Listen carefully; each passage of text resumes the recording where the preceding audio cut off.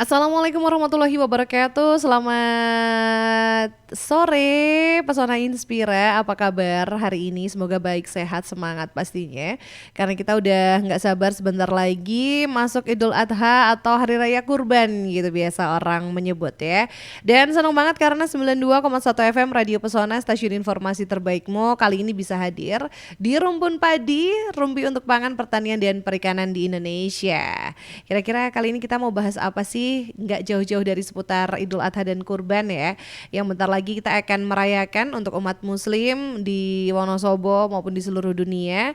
Dan kira-kira aman nggak sih gitu ya. Dan kira-kira bagaimana persiapan-persiapan dan harus apa sih kita sebagai masyarakat melakukan apa aja di saat-saat menerima hewan kurban atau mungkin saat kita mau berkurban tuh kira-kira seperti apa. Nah, kita hari ini di studio Radio Pesona sudah kedatangan dua narasumber kita.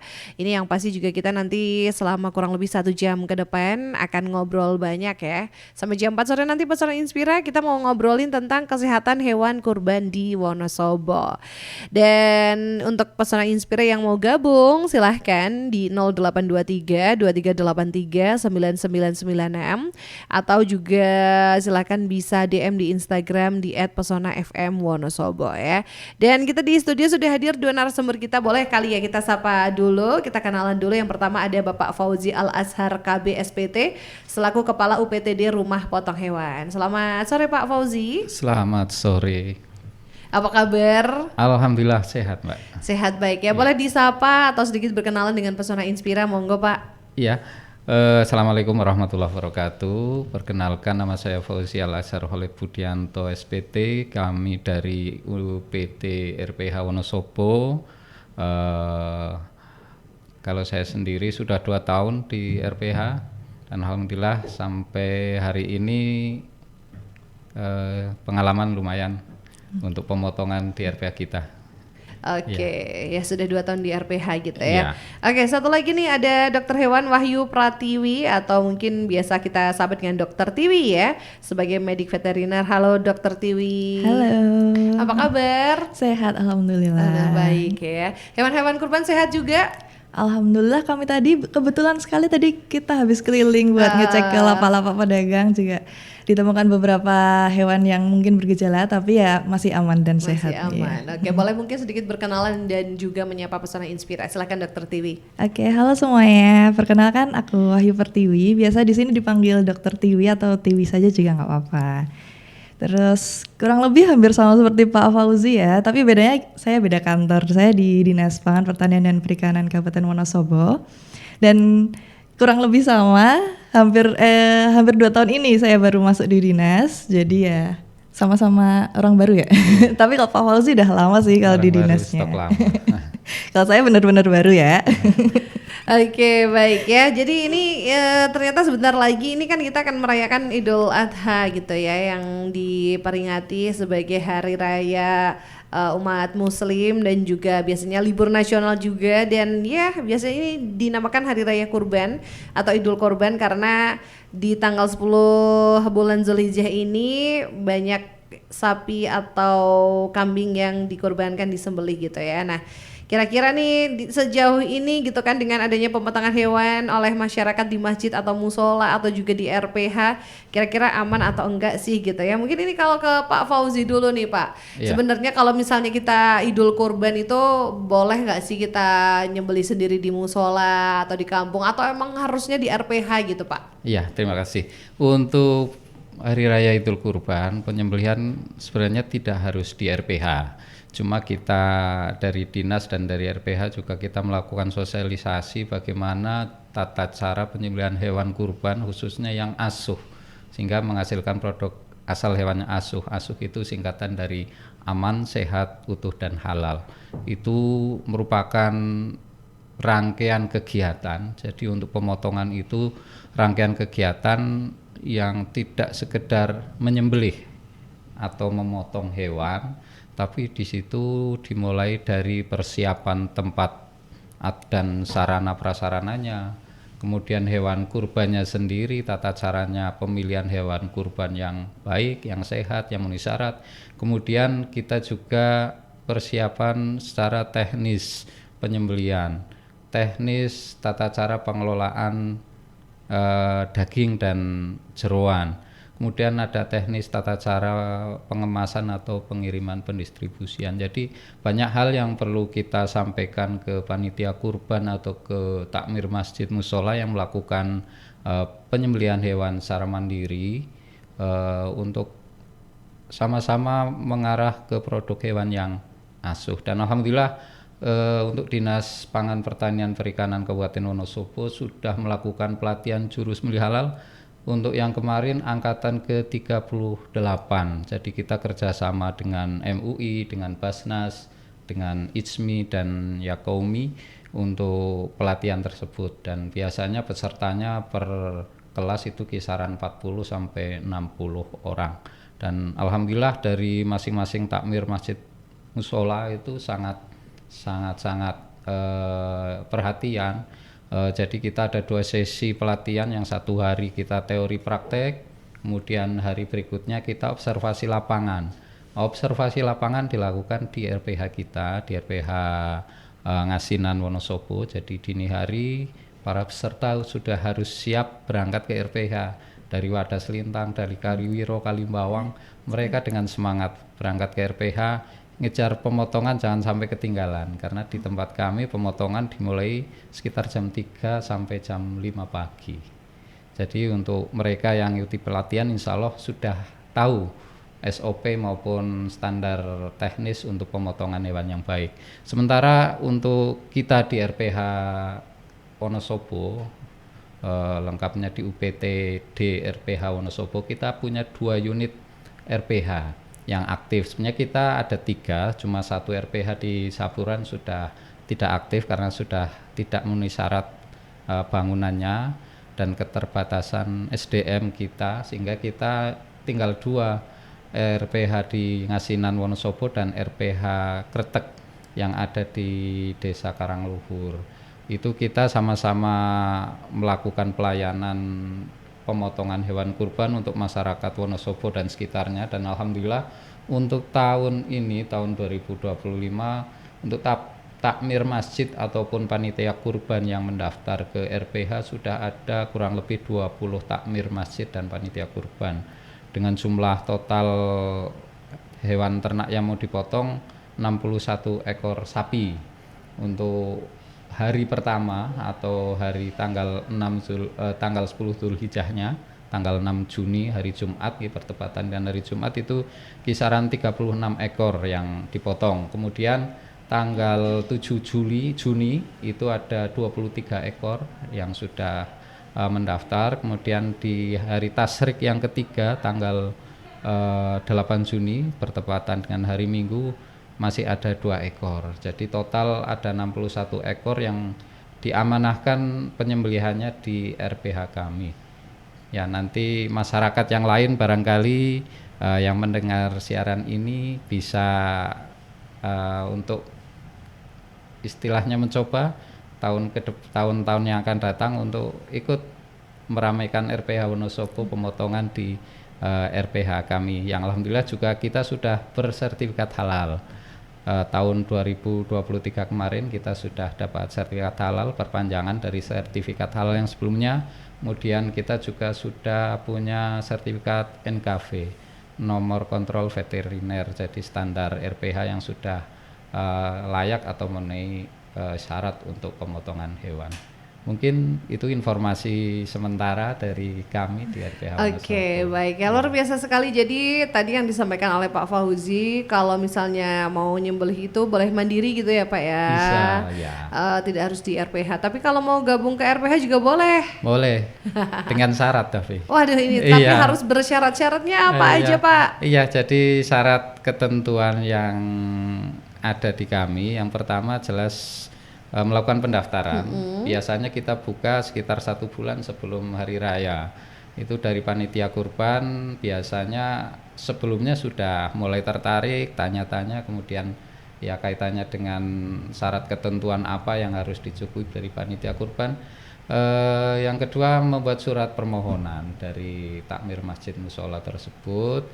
kemudian mencantumkan jumlah ekor yang mau dipotong, kemudian mau dipotong hari tasyrik yang keberapa, pertama, kedua, atau ketiga. Kemudian yang terakhir jelas ada retribusi juga yang harus dipenuhi. Untuk RPH retribusinya juga nggak mahal, cuma 45.000 per ekor. Sedangkan untuk tenaga juru kelet atau tenaga yang mengerjakan proses setelah penyembelihan itu nanti bisa hubungan langsung dengan tim yang ada di RPH. Jadi di RPH ada sekitar 7 tim yang melaksanakan tugas pengelolaan penyembelihan hewan kurban, dan nanti biaya biasanya standar kita samakan dari 7 tim semuanya sama, di luar biaya yang untuk retribusi daerah.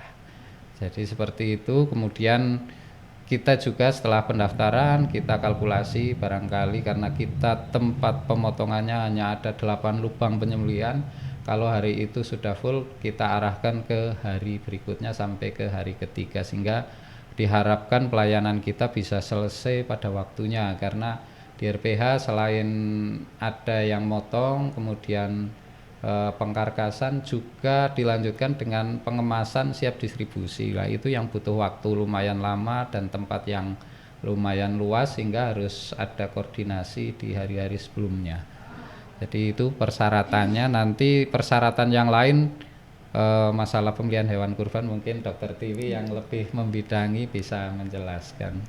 Oke, jadi tadi sudah disebutkan Pak Fauzi gitu ya, bagaimana kalau misalnya mau jadi pemotong di RPH ada syaratnya tadi sudah disampaikan. Tapi ke Dokter Tiwi dulu nih, mungkin persiapan dulu nih dokter ya, persiapan khususnya dari Dinas Pertanian, dari Medik veteriner. medik veterinernya juga. Itu persiapannya menjelang Idul Adha seperti apa sih gitu? Untuk kami dari dinas, persiapan menjelang Idul Adha ya standar sih. Jadi pemantauan untuk lapak-lapak pedagang. Jadi kita memastikan bahwa hewan-hewan yang dijual di Kabupaten Wonosobo ini aman. Jadi ketika nanti dibeli oleh masyarakat tidak menimbulkan penularan atau penyakit pada manusia. Kemudian kalau tahun-tahun sebelumnya ada BIMTEK Juleha, tadi sudah di-spill sama Pak Fauzi ya, ada pelatihan untuk juru sembelih halal. Jadi karena tidak mungkin satu Wonosobo memotong di RPH, kecuali di RPH sudah ada setiap kecamatan atau setiap desa sudah ada RPH sendiri. Jadi kita ingin memastikan kalau di desa-desa ini sudah siap untuk bisa memotong sendiri sesuai syariah Islam, kemudian memenuhi hygiene dan sanitasinya, sehingga nanti daging yang disebarkan ke masyarakat itu memenuhi syarat asuh, aman, sehat, utuh, dan halal. Itu kalau biasanya seperti itu. Ya, jadi kemarin ini sudah dilakukan pemantauan juga di lapak-lapak hewan kurban gitu ya, di pedagang.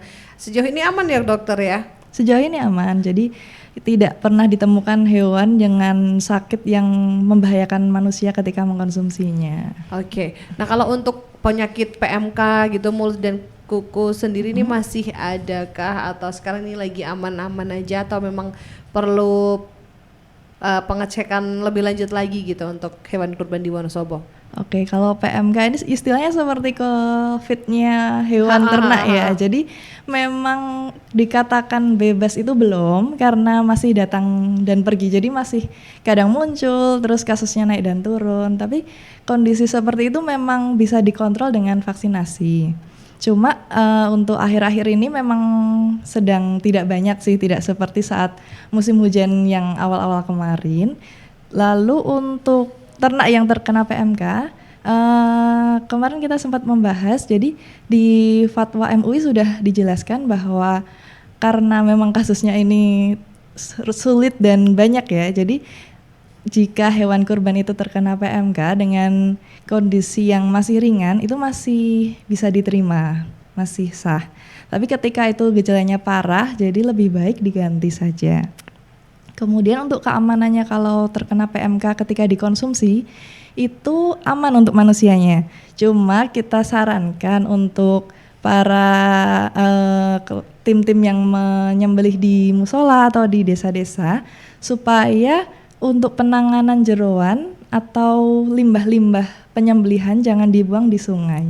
Supaya ketika ternak itu misal terkena PMK dan tidak ketahuan atau gejalanya masih sangat ringan jadi tidak terlihat, itu tidak menimbulkan penularan ke ternak lain yang masih hidup di sekitarnya. Jadi lebih baik disiapkan untuk pembuangan limbahnya melalui membuat lubang-lubang dari tanah. Itu kan di Wonosobo masih mudah ya insya Allah untuk membuat tempat-tempat pembuangan yang di tanah, jadi tidak langsung ke sungai, dikuburkan jadi. Iya benar sih, emang kalau di Wonosobo itu karena airnya berlimpah gitu Iya, ya. betul. Sungainya juga banyak, beberapa emang di sungai karena nggak ribet gitu, langsung hanyut, langsung hilang Iya, gitu. gampang ya aja. Berarti solusinya kalau tidak di sungai gimana nih dokter? Agak repot nggak gitu? Jadi kalau di sini kemungkinan kan masih banyak tanah yang luas ya. Jadi lebih baik membuat lubang di tanah, kemudian dibuang di situ dan dikuburkan. Jadi tidak dibuang langsung ke sungai.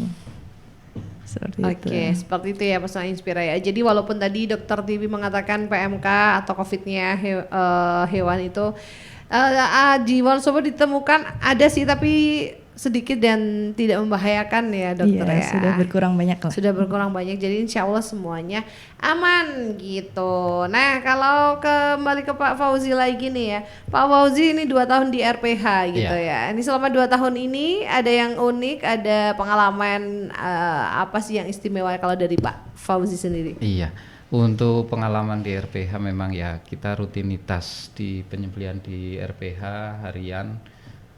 Bedanya dulu saya sebelum ditugaskan di RPH saya di bidang peternakan dan kesehatan hewan sama seperti halnya Dokter Tiwi.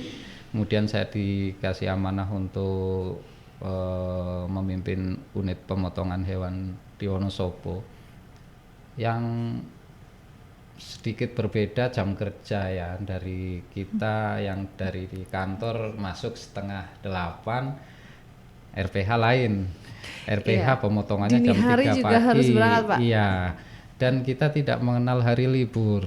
Jadi jam kerja, jam pelayanan kita hari Senin sampai Senin lagi. Artinya setiap hari kita melakukan pelayanan pemotongan untuk masyarakat Wonosobo dan sekitarnya. Kemudian dalam 1 tahun kita libur potong, RPH nggak ada kegiatan penyembelihan, cuma 1 hari, tanggal 1 Syawal. Jadi cuma 1 hari, dan hari yang lainnya kita tetap ada pelayanan ke masyarakat karena termasuk kebutuhan pokok daging di Wonosobo, terutama daging asal hewan dari sapi itu salah satunya dipenuhi dari RPH Wonosobo. Jadi kita harus siap setiap hari untuk melayani masyarakat, dan alhamdulillah tidak ada kejadian ataupun sesuatu yang istimewa tapi yang arahnya negatif, nggak ada.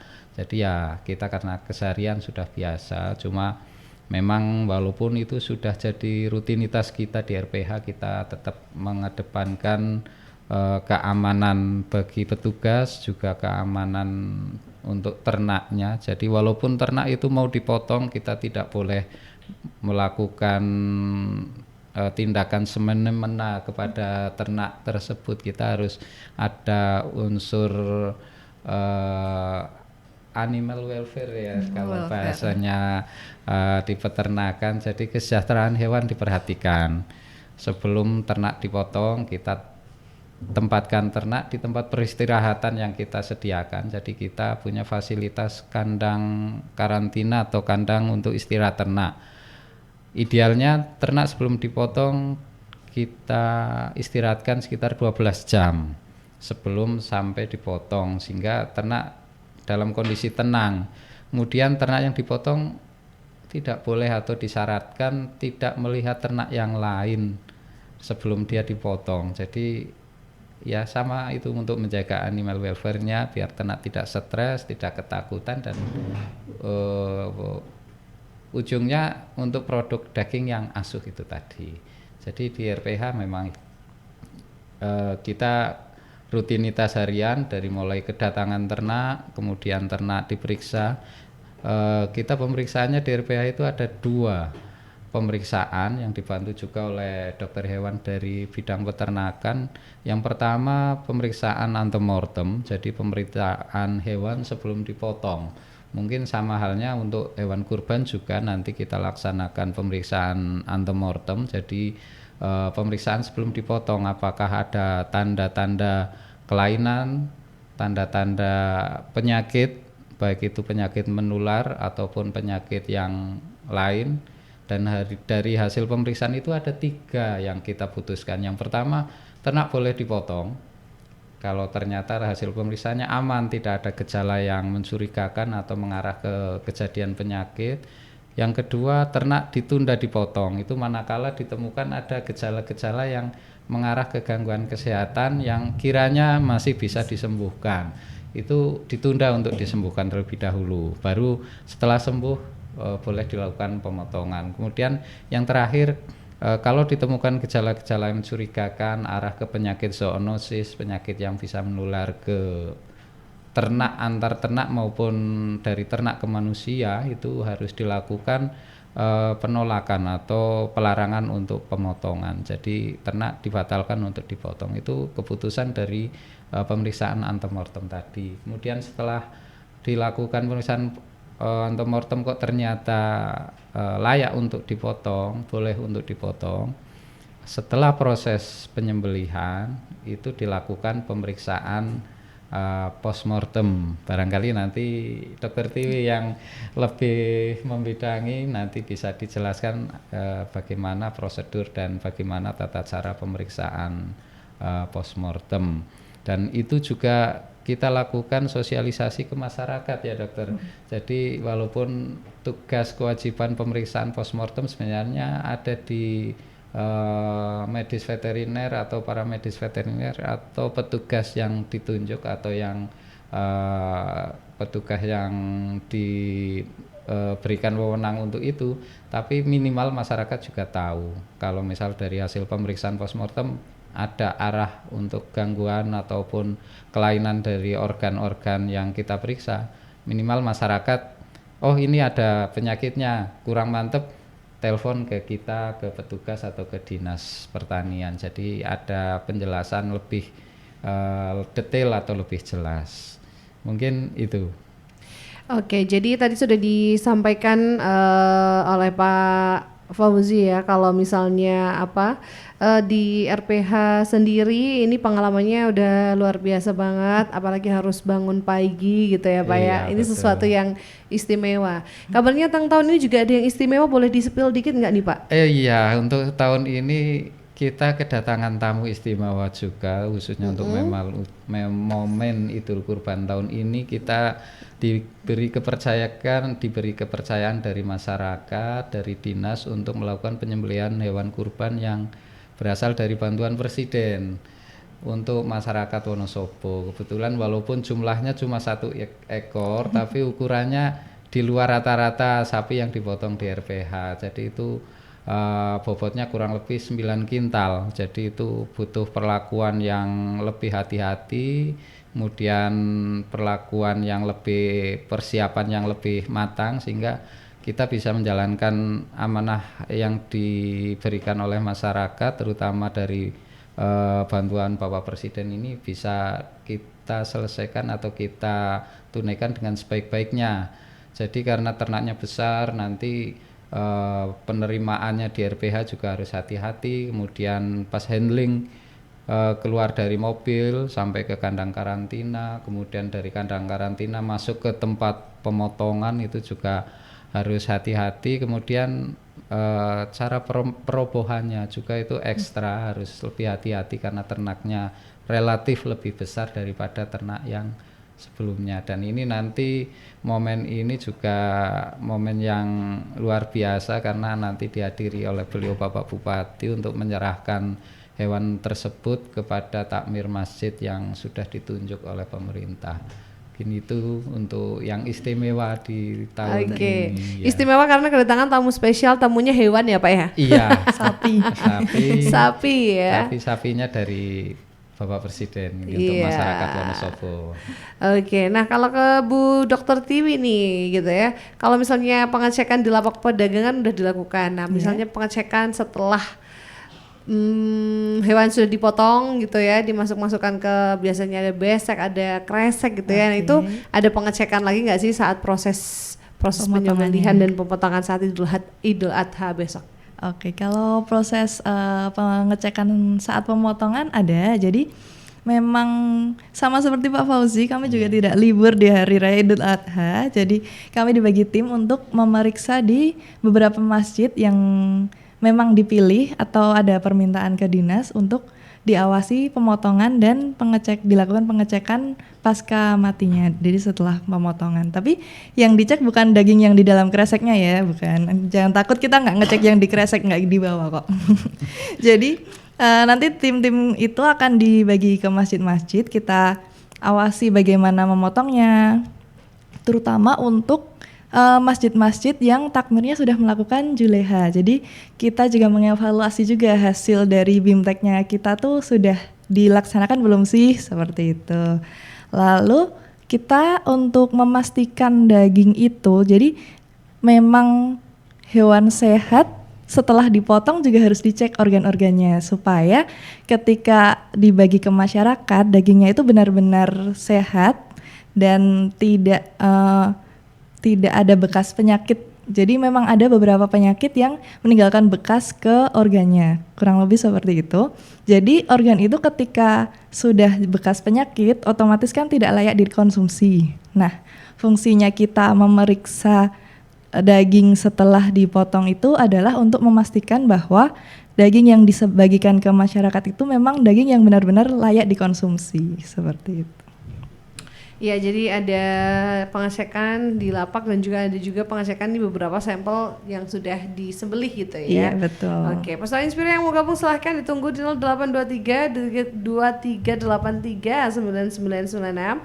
Sekali lagi silakan di 0823 2383 9996. Kita akan kembali sesaat lagi. Jadi tetaplah di Rumpun Padi. Rumpun Kepangan. Radio 92,1 FM Radio Pesona, stasiun informasi terbaikmu. Kembali di Rumpun Padi, rumpi untuk pangan pertanian dan perikanan Indonesia ya. Dan ini Pesona Inspira yang sudah gabung, terima kasih nih Dokter Tiwi. Ada yang udah WA untuk tanya nih. Selamat sore Dokter Tiwi, selamat sore Pak Fauzi. Saya mau tanya nih, saya kan orang awam, gimana cara saya agar bisa mengetahui hewan kurban saya sehat dan juga nanti dagingnya juga layak untuk dikonsumsi. Seperti apa kira-kira? Terima kasih. Oke, terima kasih. Mbak siapa yang tanya? Ini kebetulan nggak dikasih nama nih. Oke, selamat sore. Terima kasih udah tanya. Jadi untuk mengetahui hewan sehat atau tidak memang karena ini untuk umum ya. Jadi kita lihat dari fisiknya aja. Jadi untuk sehat atau tidaknya bisa dilihat mulai dari kepala, itu dari matanya. Nah, mata hewan yang sehat itu jernih, bersinar. Jadi kalau ada tanda-tanda banyak kotorannya atau seperti kalau manusia belean gitu atau sekitar kelopak mata kemerahan, itu hati-hati karena bisa jadi dia punya radang mata. Kemudian dari hidungnya.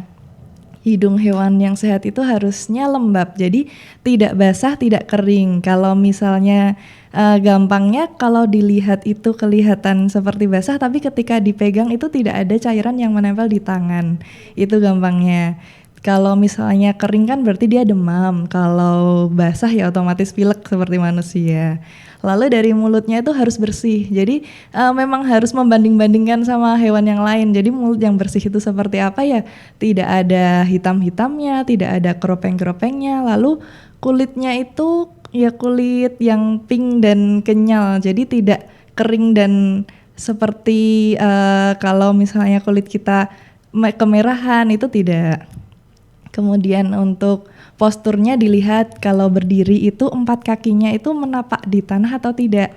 Jadi kalau misalnya ada salah satu diangkat, coba deh dipindahkan. Kalau dipindahkan masih diangkat berarti memang ada yang sakit di salah satu kakinya.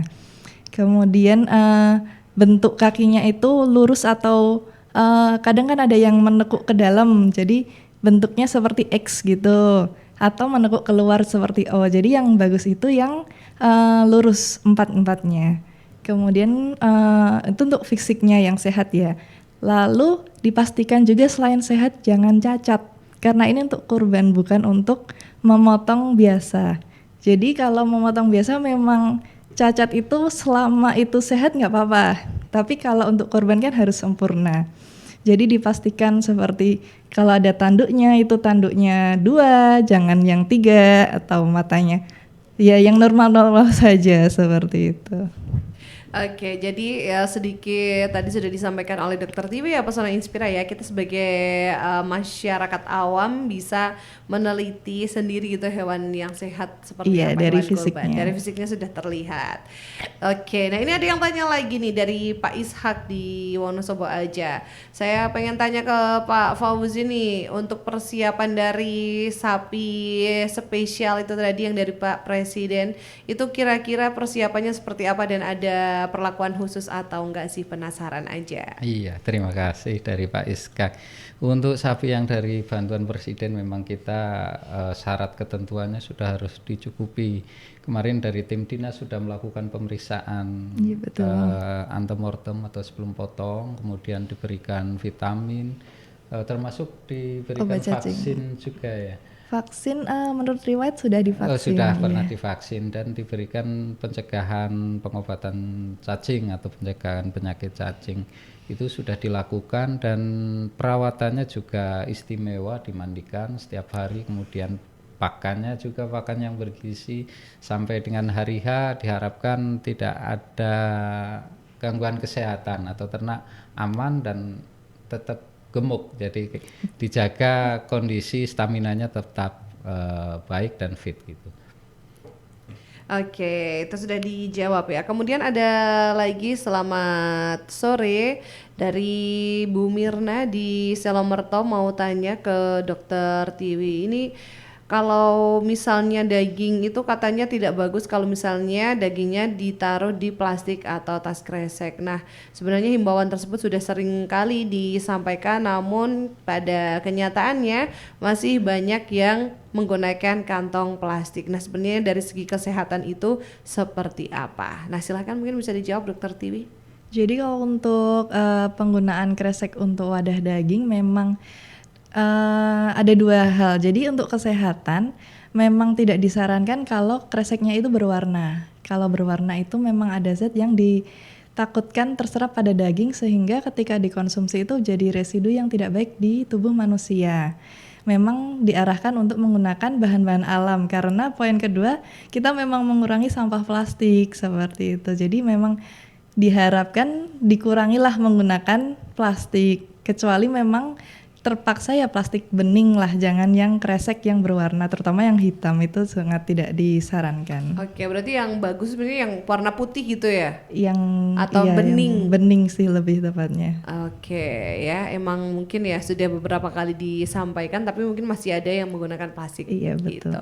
Ya semoga terjawab ya Ibu Mirna ya, sudah dijawab oleh Dokter Tiwi. Nah kalau misalnya terkait dengan kurban ini nih, kita mungkin ada himbauan juga nggak sih gitu dari Dinas Peternakan atau dari RPH sendiri terkait dengan himbauan pelaksanaan Idul Adha di Kabupaten Wonosobo yang tinggal beberapa hari lagi nih, tinggal hitungan hari aja gitu. Tinggal 2 hari ya. Betul.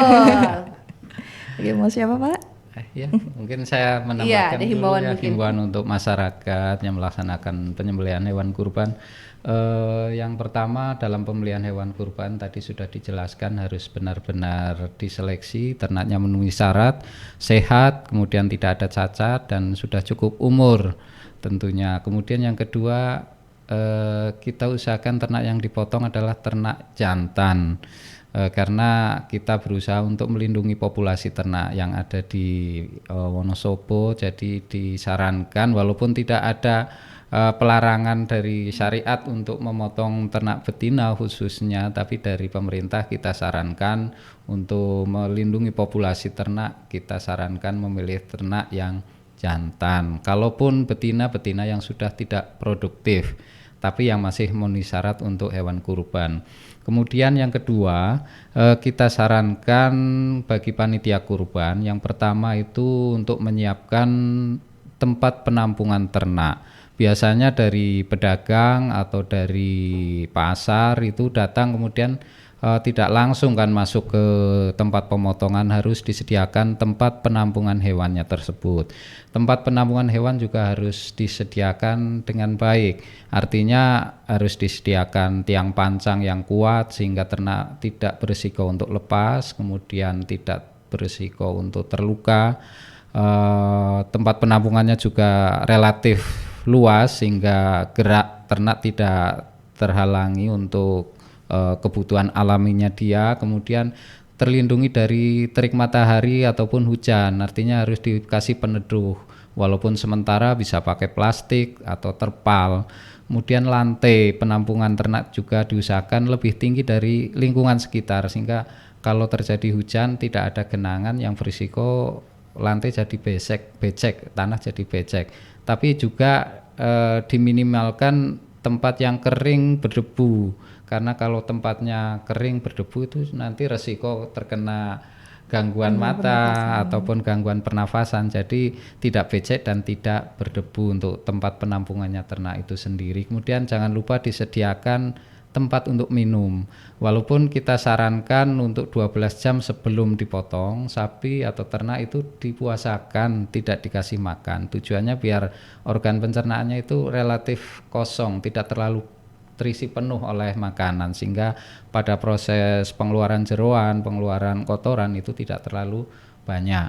Kemudian yang kedua adalah perhatian di tempat pemotongan. Sama seperti halnya di tempat penampungan ternak, tempat pemotongan itu usahakan lebih tinggi dari tempat yang lain sehingga tidak berisiko tergenang air. Kemudian jangan melakukan pemotongan walaupun di kebun nggak masalah, di tempat lapang nggak masalah, jangan yang dekat dengan tempat sampah, jadi usahakan tempatnya bersih. Kemudian bisa lantai yang permanen, sudah ada tempat penampungan darah, syukur sudah disediakan tempat penampungan atau mengalirkan darah dari tempat penampungan darah saat pemotongan. Kemudian kalau di lantai tanah diusahakan tadi tidak becek, kemudian tidak berdebu, dan jangan lupa tiang pancang atau patok untuk mengikat kaki depan, kaki belakang itu dicek sebelum pelaksanaan. Kadang-kadang yang terjadi ya karena di tanah pakai patoknya pakai kayu atau pakai bambu itu kurang kuat sehingga berisiko. Nanti ada dua resiko untuk ternaknya sendiri gagal potong, kasihan. Kemudian untuk operator penyembelihan juga itu sangat-sangat berisiko. Jadi harus benar-benar dicek kekuatannya. Kemudian yang kedua dibuat sesuai dengan standar tempat perobohan sapi, antara lubang penyembelihan dengan jarak dengan kaki depan itu jaraknya berapa, itu juga harus sesuai dengan teknis yang benar. Kalau dari panitia kurban belum mengetahui tata cara pembuatan tempat untuk penyembelihan, bisa berkonsultasi dengan Dinas Pangan Pertanian Perikanan lewat bidang peternakan dan kesehatan hewan, maupun bisa datang langsung ke RPH kami di Ngasinan Wonosobo. Nanti kita berikan tata cara pembuatan layout atau tata cara pembuatan tempat penyembelihan yang sesuai. Jadi nanti robohnya ternak sudah tepat di dekat lubang pemotongan, tidak harus digeser-geser, kasihan nanti kalau seperti itu. Kemudian cara tali temalinya, cara mengikatnya juga diusahakan yang praktis, kuat tapi mudah untuk melepaskan setelah dibutuhkan. Kemudian yang ketiga, tempat penanganan daging, khususnya yang ada di masyarakat. Biasanya penanganan daging juga ada yang sudah permanen pakai di ruangan atau dengan lantai yang sudah permanen, tapi banyak juga yang di tanah. Untuk di lantai maupun di tanah itu sama, syaratnya harus menjaga kebersihan, terutama untuk yang di tanah harus dikasih alas dagingnya itu yang kedap air, ya bisa pakai terpal, kemudian bisa juga pakai plastik yang baru, kita usahakan baru. Kemudian alat-alat yang digunakan juga harus disediakan sebelumnya seperti pisau, kemudian talenan, itu kita sediakan jauh-jauh hari sebelumnya. Untuk pisau dibersihkan dari karat ataupun diasah biar tajam, khususnya untuk pisau penyembelihan, dan juga untuk pisau penanganan daging atau karkas itu harus diasah dulu sehingga mempermudah dan memperlancar pekerjaan pada nantinya. Kemudian alas daging itu plastik ataupun terpal juga gunakan alas daging yang bersih. Kemudian tidak kalah pentingnya petugas atau operator yang melaksanakan tanggung jawab pengelolaan daging juga kalau bisa diusahakan menggunakan APD Dokter Tiwi. Jadi alat pelindung diri, minimal memakai masker, kemudian penutup kepala. Jadi meminimalkan misal kalau dari petugas itu kok batuk ada masker sehingga tidak mengkontaminasi ke dagingnya. Dan kalau misal memang petugas atau yang ditugaskan di situ sedang kurang sehat, gangguan kesehatan batuk atau pilek, sebaiknya dia menghandle pekerjaan yang lain. Jadi khusus untuk penanganan daging, petugasnya yang dalam kondisi fit, sehat, tidak ada gangguan kesehatan. Juga yang banyak kita jumpai bekerja sambil merokok, terutama di pengelolaan area daging, diusahakan dihindari untuk kegiatan merokok sementara berhenti dulu karena asap rokok nanti bisa mengkontaminasi daging yang mau dibagikan ke masyarakat. Kemudian yang terakhir untuk pengemasan. Tadi sudah disinggung pengemasan sebaiknya jangan pakai plastik yang berwarna dan jangan pakai plastik yang produk daur ulang ya. Biasanya bisa kita ketahui dari teksturnya, kalau yang plastik daur ulang biasanya lebih kasar ya daripada yang plastik baru. Dan perlu kita ingatkan juga untuk pengemasan itu dipisahkan antara daging dan jeroan. Biasanya jeroan daging dicampur jadi satu dalam satu kemasan. Nah, ini kita himbau untuk khususnya jeroan. Jeroan itu ada dua, jeroan hijau dan jeroan merah. Jeroan hijau maksudnya ada usus, ada babat, itu termasuk jeroan hijau. Kemudian jeroan merah ada hati, ada paru, ada jantung, itu jeroan merah. Itu sebaiknya untuk jeroan hijau itu dipisah pengemasannya dalam plastik tersendiri, walaupun nanti digabung ke plastik untuk daging. Itu tujuannya apa? Untuk mengurangi kontaminasi bakteri, karena jeroan kan juga tempat tadinya adalah banyak kotoran di situ, walaupun sudah dibersihkan masih belum steril, masih ada kotorannya dan berisiko mencemari daging, sehingga diharapkan untuk dipisah atau di dalam kemasan yang berbeda. Kemudian setelah dikemas, untuk pendistribusian juga harus dilakukan sesegera mungkin.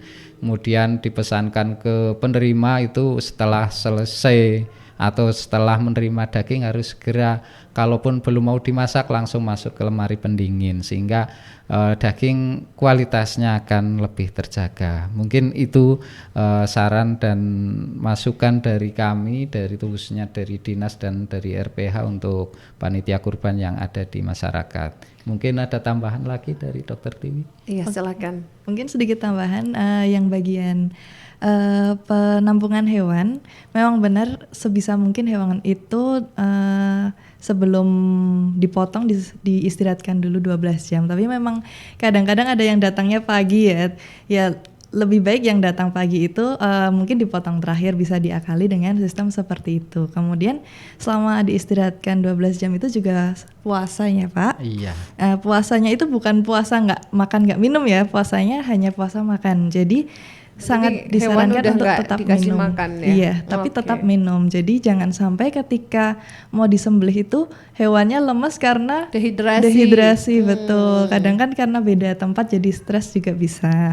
Kemudian jangan sampai terlalu penuh berdesak-desakan, atau karena biasanya jantan terus patoknya terlalu dekat jadi bisa mungkin kayak kambing domba jadi sundul-sundulan atau adu domba. Betul. Jangan sampai hewan ternaknya calon yang mau disembeli jadi kurban bukan jangan sampai jadi adu domba. Ya, okay. Kemudian sebisa mungkin, walaupun memang mungkin tempatnya kalau di masyarakat terbatas ya, tapi sebisa mungkin tempat penampungan ternak itu tidak dekat dengan tempat pemotongan. Jadi ternak itu jangan lihat teman-temannya yang dipotong, karena itu benar-benar bisa membuat mereka stres. Nah, efeknya dari stres memang tidak langsung terasa, jadi mungkin dagingnya jadi busuk, tidak. Tapi nanti efeknya dagingnya akan lebih mudah keras atau ketika dimasak jadi susah untuk halus atau empuk gitu.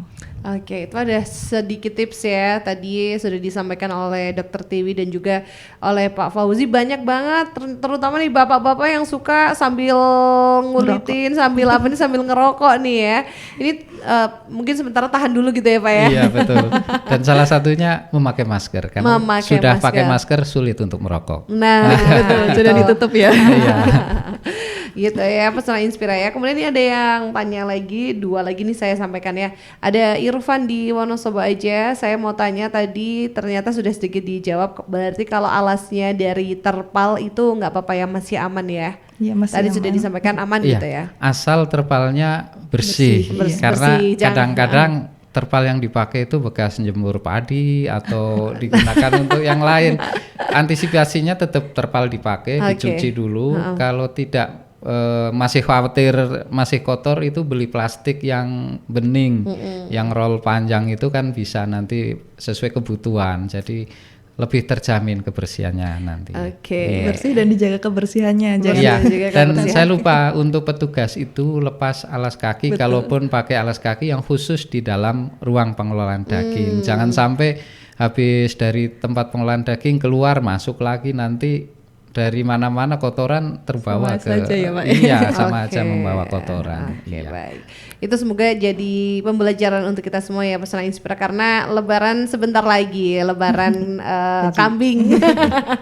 Oke, ini ada yang tanya lagi nih, Mbak Lia mau tanya nih, apakah besok saat hari H penyembelihan ada beberapa petugas dari dinas atau RPH yang mengecek ke beberapa takmir untuk proses penyembelihannya? Oke Mbak Lia, jadi memang kita keliling untuk beberapa masjid, cuma tidak semua masjid bisa kami datangi karena jumlah kami yang terbatas dan waktunya juga terbatas. Jadi mohon maaf kalau misalnya tidak semua, tapi kami berusaha sampling dan berusaha setiap tahun itu beda masjid. Jadi semua masjid semoga bisa merasakan diawasi. Mungkin menambahkan barangkali dari takmir masjid musola yang tidak sempat dikunjungi, apabila ditemukan kecurigaan terhadap kelainan produk hewan yang dipotong, bahkan mungkin perlu diafkir, itu bisa menghubungi petugas kami. Jadi bisa menghubungi petugas wilayah yang ada di setiap kecamatan maupun dinas juga punya nomor URC itu, barangkali bisa nomor darurat ya Pak ya, yang bisa langsung di calling gitu ya Pak ya. Iya, barangkali nanti Dokter Tiwi bisa memberikan nomor itu untuk layanan konsultasi, maupun barangkali ada dari takmir masjid musola menemui hal-hal yang meragukan atau perlu tindakan seperti itu. Iya. Ini terakhir nih, saya mau tanya, semoga masih kebagian. Ini terkait dengan kesehatan nih, katanya kalau mau bikin sate kambing tuh daging kambingnya tidak perlu dicuci terlebih dahulu biar makin empuk. Itu sebenarnya mitos atau fakta, dan seperti apa sih sebenarnya, mungkin Dokter Tiwi bisa menjelaskan? Jadi memang untuk standar pengolahan daging yang sehat memang tidak disarankan untuk dicuci, karena ketika dicuci daging yang tadinya steril atau bersih itu bertemu dengan air yang kita tidak tahu sumbernya, walaupun itu jelas airnya dari entah sumur, entah sungai atau PDAM, tapi kan itu tidak ada pengecekan untuk jumlah bakterinya, dan sedangkan air itu adalah sumber bakteri dan daging adalah media tempat tinggal bakteri yang paling ideal. Makanya tidak disarankan untuk dicuci, kecuali kita menemukan seperti mungkin ketika disembelih kan karena ruangnya mendadak ya, jadi ada serpihan entah kayu, entah mungkin pasir, itu bisa kita bersihkan, cuma jangan sampai mencuci yang benar-benar sampai seperti kita mencuci sayur yang sampai mantap kena airnya banyak gitu. Secukupnya saja kena airnya. Semoga terjawab ya. Ini mitos atau fakta, ternyata fakta ya. Tapi kalau untuk empuknya masih belum tentu fakta ya. Ya. Yang penting bersih itu dari awalnya udah harus bersih gitu ya dokter ya, tadi yang disampaikan dari proses awal penyembelihan sampai juga proses pengolahan dan lain sebagainya. Oke, mungkin terakhir ini karena waktu kita juga sudah semakin mengejar dan tidak terasa sudah hampir habis, mungkin ada terakhir pesan atau harapan atau closing statement dari masing-masing narasumber terkait dengan penyelenggaraan Idul Adha dan juga kesehatan hewan seperti tema kita hari ini yang dari tadi kita sudah sampaikan ya, Pesona Inspira. Untuk Pesona Inspira yang masih setia mendengarkan, terima kasih banyak. Nah, ini terakhir closing statement atau juga pesan dari masing-masing narasumber terkait kesehatan hewan kurban di Wonosobo. Silakan, dari siapa dulu, boleh? Oke, untuk teman-teman Pesona Inspira, untuk besok hari raya Idul Adha, semangat untuk menyembelih, disiapkan benar-benar tempat dan lokasinya, kemudian tenaganya, alat-alatnya. Jadi ketika mungkin sekarang sudah terlalu mepet untuk belajar dan bertanya ke dinas, bisa belajar tahun depan, nggak apa-apa. Yang penting apa yang kita sampaikan tadi benar-benar dijaga ternaknya, diperhatikan tempatnya, dan disiapkan benar-benar alatnya. Jangan sampai daging yang dibagikan tidak sesuai dan tidak sehat untuk kita. Oke, dari Pak Fauzi silahkan. Iya, dari saya UPT RPH Wonosobo.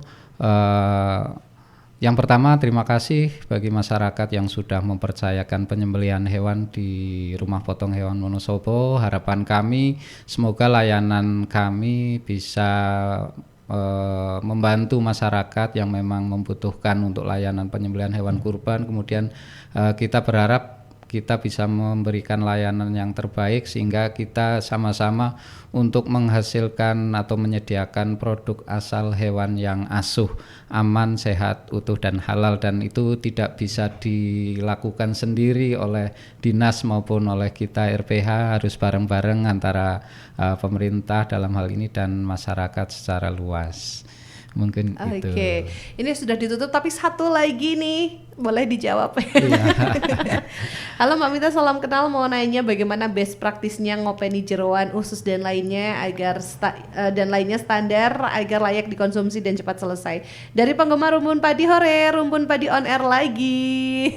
Silakan singkat pada jelas aja nih. Iya, terima kasih. Khususnya untuk masalah jeroan ini memang masalah yang agak rumit biasanya kalau di pembagian tugas itu paling akhir atau paling tidak disukai oleh iya, paling dihindari. Jadi ada tips untuk pengelolaan jeroan. Yang pertama, sediakan air bersih yang mengalir, kalau bisa air yang dengan tekanan. Kalau Wonosobo tidak masalah karena debit airnya cukup tinggi, kalau pakai PDAM juga tekanannya cukup besar. Jadi untuk khususnya untuk usus itu tidak perlu diure. Untuk usus kambing, domba itu cukup dialiri pakai air mengalir yang dengan tekanan. Nanti dibendung ususnya, kemudian dilepas, kotorannya lepas, kemudian dialiri lagi sehingga sampai dengan bersih. Jadi usus tidak perlu diure, cukup ditekan-tekan seperlunya sampai kotoran bersih. Kemudian yang kedua, pisah jeroan hijau, pisah jeroan merah. Jadi khususnya untuk jeroan hijau, penanganan setelah dicuci bersih pakai air mengalir, tidak dicuci di selokan ataupun di sungai yang tidak tahu sumbernya.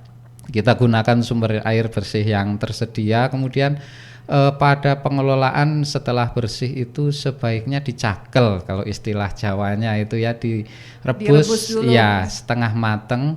Dengan tujuan satu, mengurangi kadar bakteri yang ada di jeroan itu sendiri. Kemudian yang kedua, biar teksturnya lebih kaku sehingga lebih mudah saat memotong-motong.